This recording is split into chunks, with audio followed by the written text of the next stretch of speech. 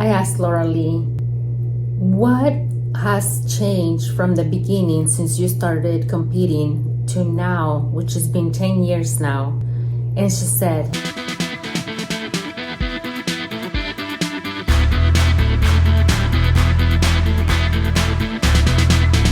I have arrived to the seminar. And while I was driving, I was thinking about something that it's been on my mind for probably years. And I really want to share. It's a little bit of, feeling vulnerable. And I am willing to share that here with you guys. I don't know if you know, but ever since I started having kids, I stopped working. So my social networking was very small and still is. If you are a mom and if you are a stay-at-home mom, I'm pretty sure you relate to it. There's a point where you feel that your social life has completely died. And the only person that you talk to outside of your family is sometimes the cashier at the grocery store. That is one of the reasons why I started going to the gym. However, my first experiences with socializing, they were not the greatest, and I kept myself to my own little world. But after a while, that really can get to you because naturally we're social people. Even though I'm an introvert, we still need to socialize. And so right now that I have more freedom, my kids are older now, my husband staying with them, and they really don't need that much attention as they did when they were little. Now I have the freedom to go out and be a little bit more social and meet more people. But even then, because just life gets busy. I am working on building my business. I am working on my YouTube channel. I am working on all these things, and also the house. The house alone is just a full-time job. So sometimes it's still very hard to have a social life. I really don't want to be missing out anymore. I really want to connect with people, and that is one of the reasons why I started my YouTube channel, so I can find my people, find people that I align with me, have the same vision of life. It's not easy to find meaningful connections with people. It does take time to find your kind of people. We're all so different. Bodybuilding, it's been a blessing because I have been able to connect and to meet with a lot more people, but many of those relationships are online and it still doesn't feel real. That's one of the reasons why I'm here at this seminar, not only to learn, but also to socialize. I really want to connect with all these women that have the same goals and the same experiences that I've been through, really craving that friendship, that connection, that intimacy. I'm really craving it. It's just time to open myself to other people in this aspect. I just haven't been able to find my people. And online, I have been able to meet this amazing woman. They're so full of passion, but they're far away. So right now, I'm very excited to finally meet in person many of these women and just give to myself what I've been craving for a long time. Also, I really want to step out of my comfort zone because I am an introvert. It doesn't come easy to me. It doesn't come natural to be very loud and open. I don't know. It just doesn't come easy to me. So I'm going to give this alter ego a shot and see what comes from it. I'm going to be vlogging, so stay tuned. Because we just wanted to show our appreciation to you. This is a Damien gift.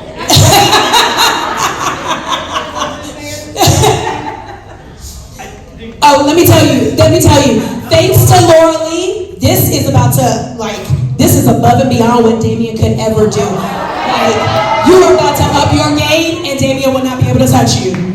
Boom!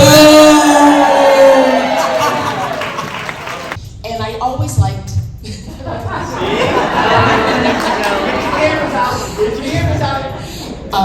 But no, because even when we first my husband ran Spectrum, and even when Spectrum started, you and Jamie and Damien, they all came as trainers and helped each other.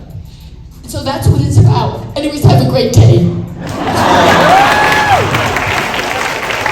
I rest my case. The prosecution rests. It paid off, didn't it? As you can tell, TRL.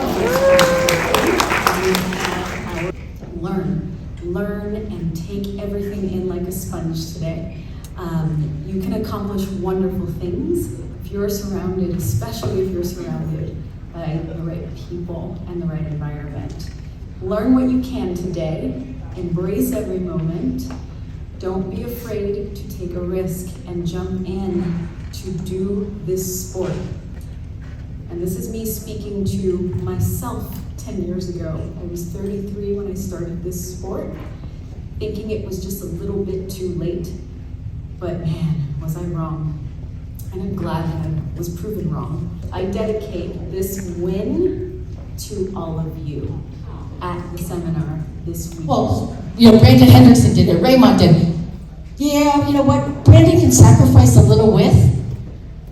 Okay, you're an amateur coming up, you can't. Okay, so again, you want to show, especially with wellness, you want to show that depth in the glutes. And again, and if you really notice, okay, when we say that wellness is not that, conditioning is not that much different from bikini, we mean it. It's the amount of muscle in her glutes that push the glute out that show this tie-in. Her hamstrings are not separated.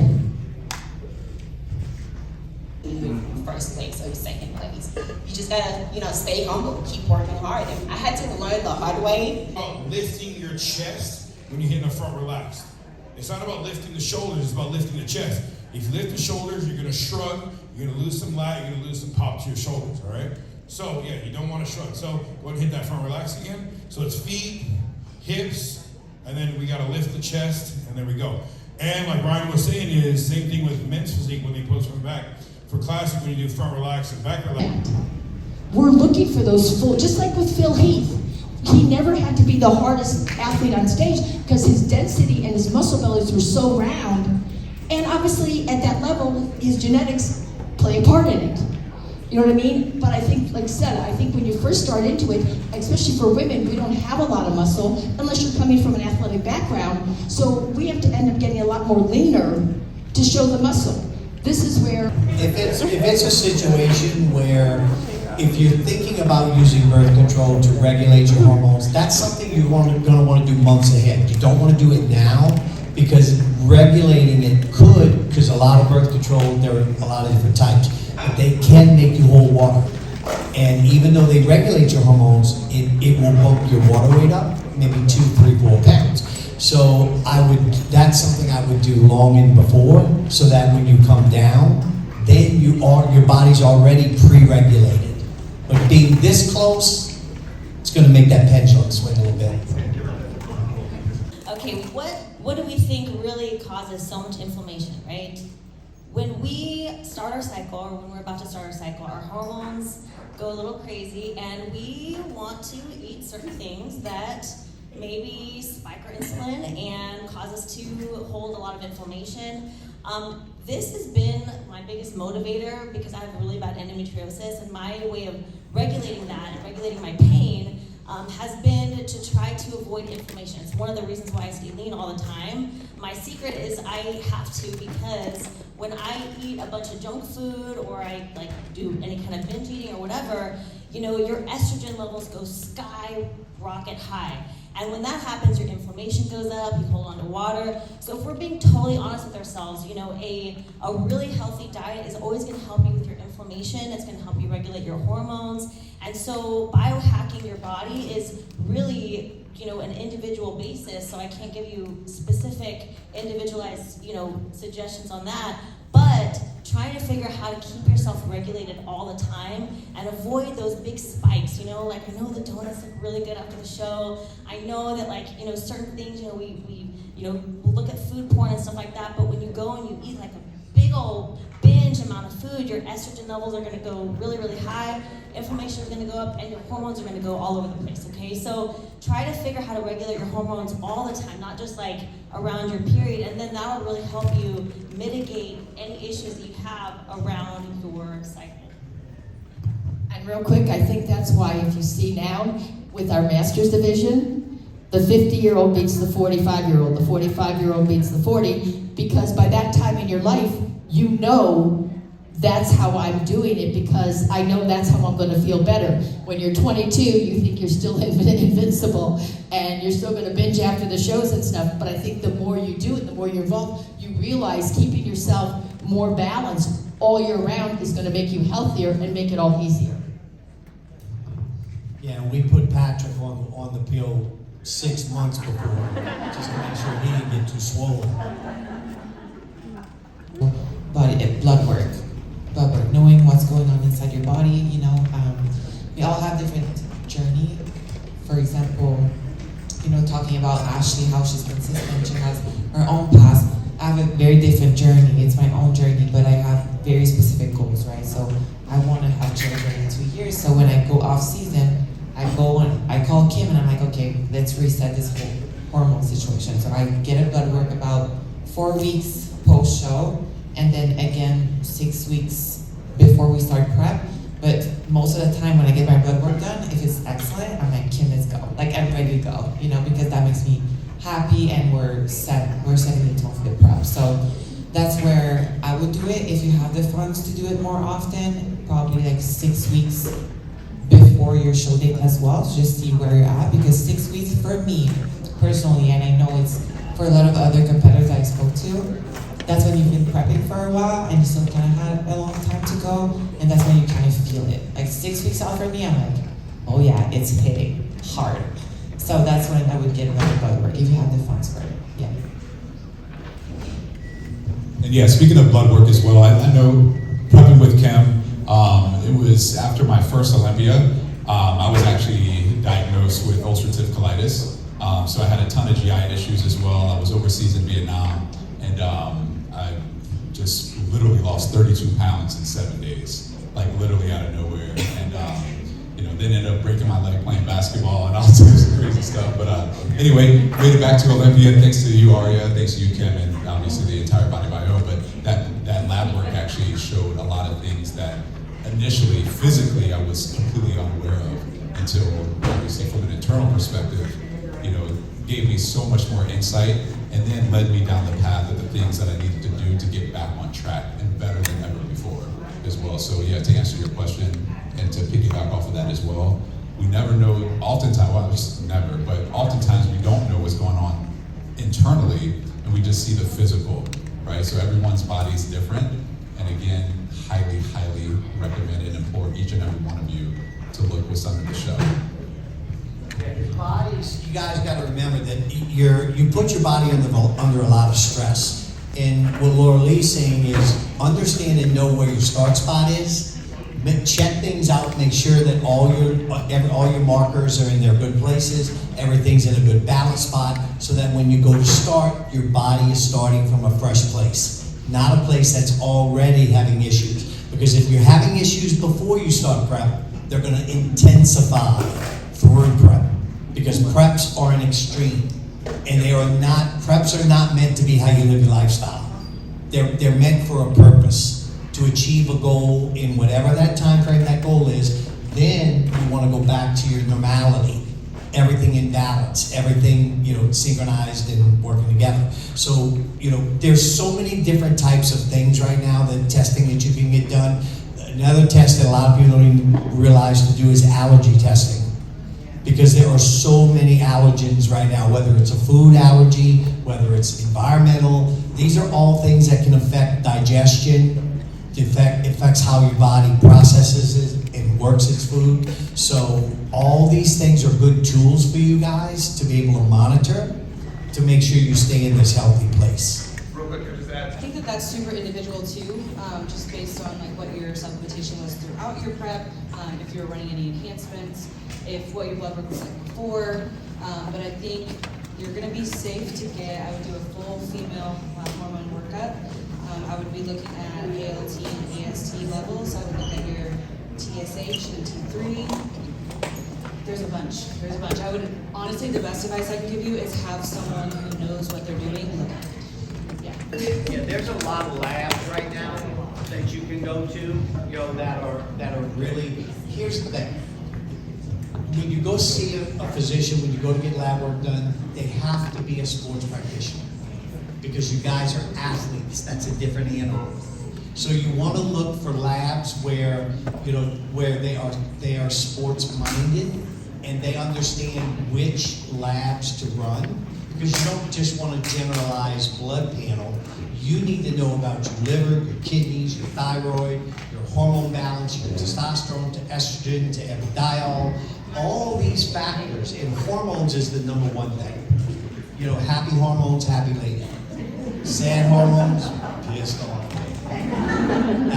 That's the fact. So it's always important to make sure you always want to keep those hormones in balance. So you want to go see a sports practitioner because they're going to understand sports athletics and the specific, how hard it is on the body.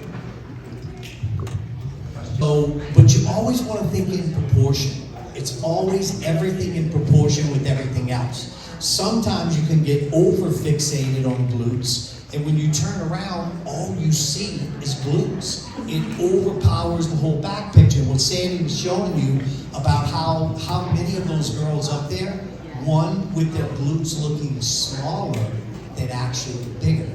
Because what it did is it blended in and balanced the physique out. So sometimes you go too much, and then it looks too powerful.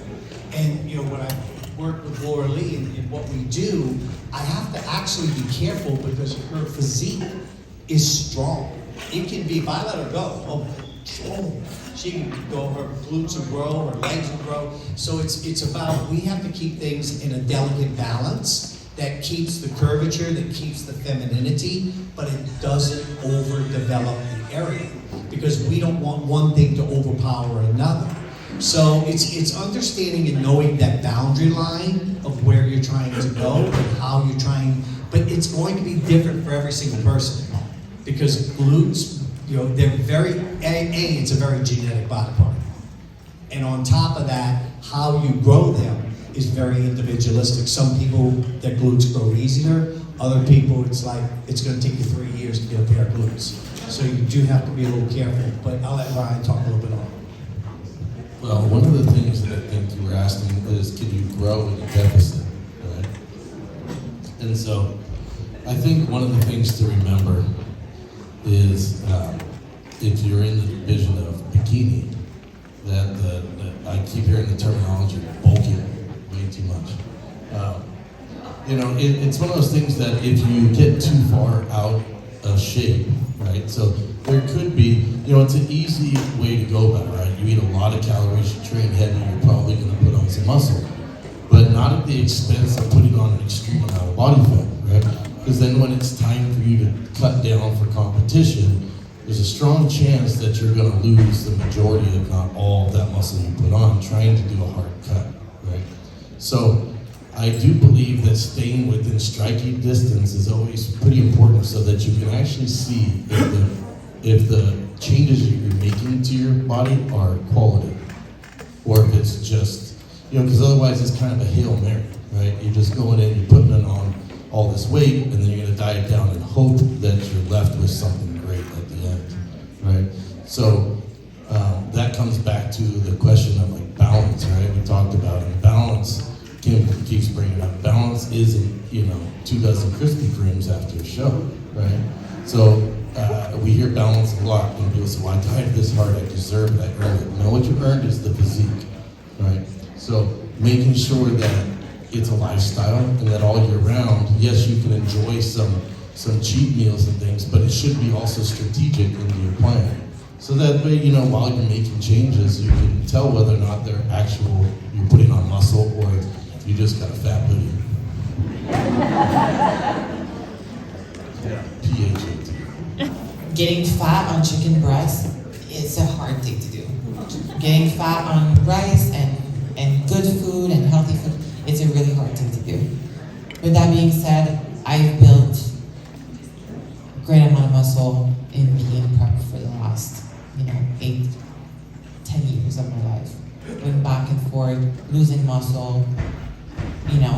Losing muscle was also difficult. With that being said, it takes time, it takes effort, it takes consistency and protein and the correct amount of rest. And you're gonna figure that out by your own, you know. But try to get in that intensity. Like Wendy said, dig, you know, find that strive. I remember when my best ever off season was a whole 8 months. That was my longest off season, and that's when I built my pro physique, because that's when I earned my pro card. And I remember my training were, to this day, the most intense workout. Like every single day I was putting myself on the table. It was like an hour, but I was done. And to this day, like, that's the intensity I'm chasing every single day to my workout when I'm on that focus on building and have a goal. I want to think about one thing you said in regards to building on a deficit. It's possible. There's usually only 3 ways you can do that. One, if you're brand new, the sensitivity is so high, you can be eating less food and your body was so created. 2, you're coming back from an injury, so there's muscle memory. You know, when you build muscle, you get satellite cells. When you stop working out, they shrink, but they're still there, so they will go back bigger. And obviously, number 3 is if you're on enhancements. But if you're not, building at a deficit is hard. It's obviously almost impossible. If you think about it, like the raw material that you're eating is food. If there's less food than your body needs, it's not going to just create new tissue out of nowhere. Like, where is it going to come from? Where is it going to actually build it from? If you think of it in that sense. And another thing that matters. So if you're on an off season, like what I always like to do is I track everything, my body weight. So if I'm having to lose 30 pounds to get on stage weight, there's no way those last 10 pounds are going to be easy. I'm going to be way overworked, way underfed, and probably fatigued. And that's where a lot of people end up losing a little bit of muscle towards those last few weeks. Why? Because you've had, maybe 15 weeks of under-eating. That's not sending a signal to your body that there's an environment for growth at all. Your body doesn't want to grow any muscle at that point. You're doing 15 weeks so far of overdoing cardio. That's not going to create an environment for your body to feel like, okay, let's grow muscle tissue. Muscle tissue is an expensive tissue to maintain. If your body realizes it's starving and overworked, the last thing it wants to do is build muscle. We want to build muscle. We want to see it. Your body's like, no, it's kind of like your muscle is like your most expensive employee at your business. And if the people come down, you got to get rid of that employee. You got to keep your business up, right? So when food is down and cardio's down, everything's there. That's where it's like, I got to figure out a way to stay alive. So muscle, being your friend, is not there. The only thing you can do to offset that is crazy intense training in the gym to still send a signal that says, hey, it's kind of like that most expensive employee was also the most valuable asset to your company staying alive. So even though business is down, I can't afford to lose you, because this person is doing everything to keep it open. So if it's almost like going back to when we were fighting lions and tigers, like even though if you're starving, I have to keep this person strong enough so we can go hunt food. That's kind of where it comes from, right? So if you keep that signal strong, but even though you're weak, you're tired, underfed, overworked, you're able to push high enough to create an intense signal to the body that says, although we're tired, although we're not eating, we need this muscle, so please don't leave muscle. Then you'll at least do your best to keep the muscle tissue. But if you start fading, and next thing you know, that you're kind of getting a little bit less intensity in the gym, right when you lose the intensity, your body will say, we don't need that muscle then. If we don't need it, I'm getting rid of it right now, because I don't want it. You're starving. I think you're dying, actually. That's what your body says. I think you're starving to death. I'm not going to build muscle that has extensive calorie burning after even when you're sitting on a couch, you're burning more than you need to. I don't think you're going to survive long enough, so let's get rid of the muscle. Unless you're really doing your job to offset that signal by putting that stress in the gym. And the only way you can really do that is if you didn't kill yourself just to get to the last 5 weeks. Because now you're limping into the stage. You need to be fresh enough, so if I know I'm going to be a certain weight on stage, I don't want to get more than this much weight off season, because I know that's an easy prep. With the final 5 or 6, 7 pounds of fat that needs to go, I can push that 100% still. So we always got to keep those things in mind. Aria is running the street. Good job. We have a great day. They're gonna call me next. And Fran Llamas. Oh my God! Stop. I can't see. Samantha India 990. Large, extra large. Get this one. Natasha. Thank you. Woohoo!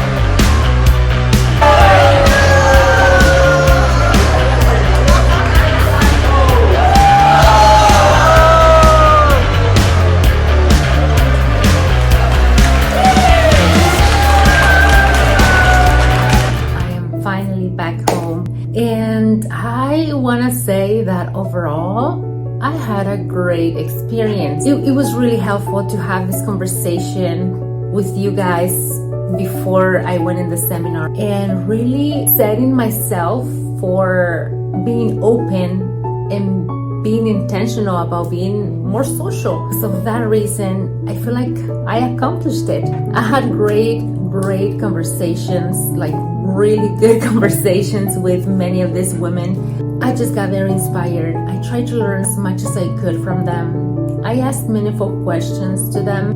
For example, if you guys want to know, I asked Lauralie, what has changed from the beginning since you started competing to now, which has been 10 years now? What changed in your mindset or how you perceive this sport? And she said, you need to learn the game, because ultimately this is a game and you need to learn how to play it. She said that whenever she goes to a show and it doesn't go the way that she wants to, she doesn't put emotions to it. It's basically, she's just getting information. She's getting data. She's getting the feedback from the judges. And so by beating herself up doesn't really help. So she tries to put her mind aside and just be very objective with whatever the feedback is. And they keep telling her, this is not your best, this is not your best, this is not your best. Because I also asked her, what will be the breaking point for you to stop competing? And she said, whenever everybody tells me that I brought my best and I still don't win, that's gonna be my deciding point where, okay, I'm done now. Basically, she said, this is a game. You need to learn how to play it. Remove the emotions and just take it for what it is. Take the information, take the feedback, know how to play it, have a strategy. And that was basically her message. I also talked to Vania. I told her, girl, your posing is so spot on. I screen recorded you and I played you in slow motion to recreate everything that you were saying, to the point that the judges were gonna be like, Fran.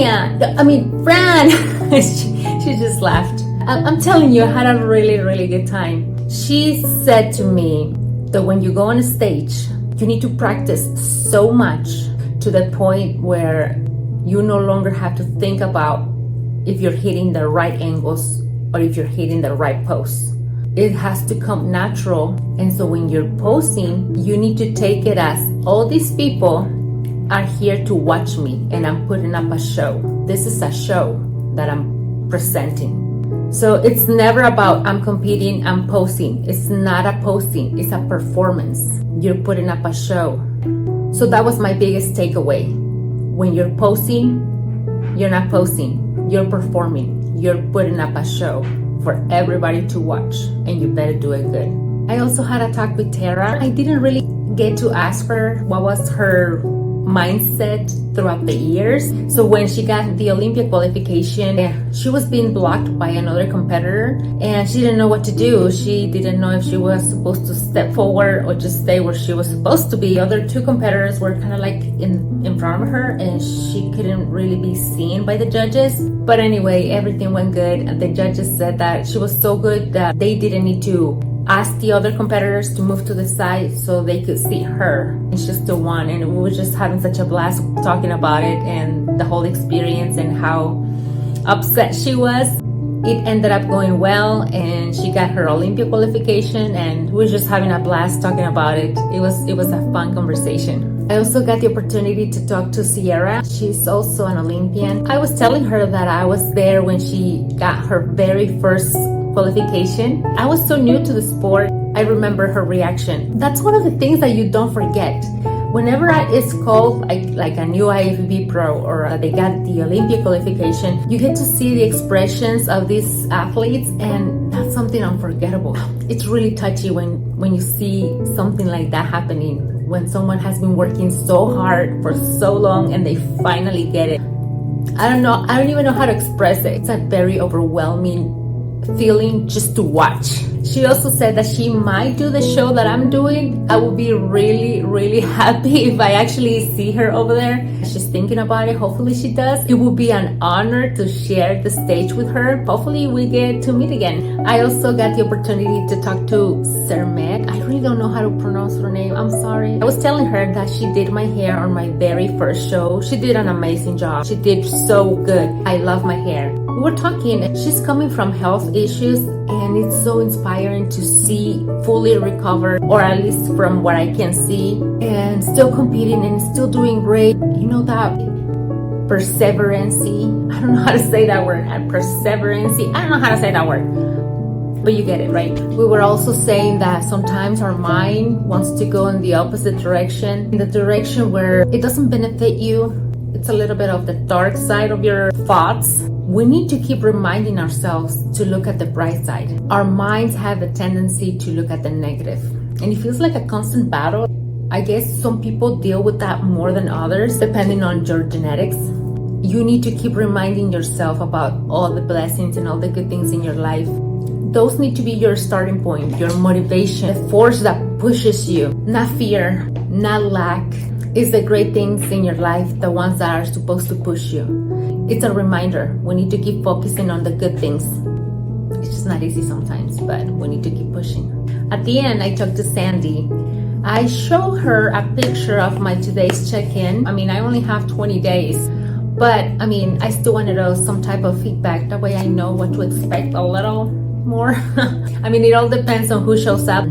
I still wanted to get her opinion. She said that I don't need to get much leaner because my hamstrings are start to look a little bit separated, and I know that's one of the issues that I have. My hamstrings get very lean. She said that I could get a little bit leaner, but not too much. She also complimented my glutes, and I was like, oh, really? But to be honest, I did lose some muscle, and that is something that I talked about in my Spanish video. The package that I brought to win my pro card, it's better than the one that I'm bringing on my pro debut. Many of you know, in this 1 year that I took off, my mom passed away. I mean, I don't even want to put myself as a victim or as an excuse. I still did as much as I could in my possibilities and also in my capabilities. I do not have any regrets.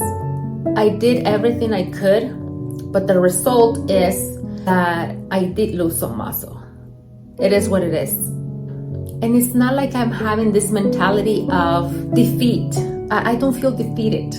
Like I'm going to a pro show and I know I'm not very competitive, but I don't care. I'm still doing everything I'm supposed to be doing in this prep. I can bring my very best, even if it's less competitive than my last package. I still want to live that experience. I still want to share that stage with these pros and these athletes, and that's what I'm looking forward to. Competing gives me so much more than just a placing. And I think many of you relate with this. It's not only about the placing, it's the person that you get to be when you go through this process. Anyway, that was a great experience. I can't wait for next seminar, for the next social event, which I am hoping to go to this weekend to another show, which one of my friends is gonna compete. Actually, 2 friends are gonna compete, and I definitely want to go see them. I had a great experience and I can't wait for the next one. So thank you for staying at the end. Thank you for listening to all my thoughts. And if you know me, hopefully we get to be a little closer. And if we haven't met, hopefully we get to meet soon. Bye.